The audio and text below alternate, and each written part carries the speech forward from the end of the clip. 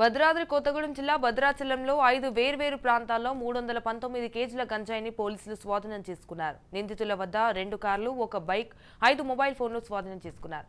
ఒక మహిళతో పాటు 4 వ్యక్తులను అదుపులోకి తీసుకున్నారు. కాగా గంజాయిని హైదరాబాద్ నుంచి ఒరిస్సాకు తరలిస్తుండగా పట్టుబడ్డారు.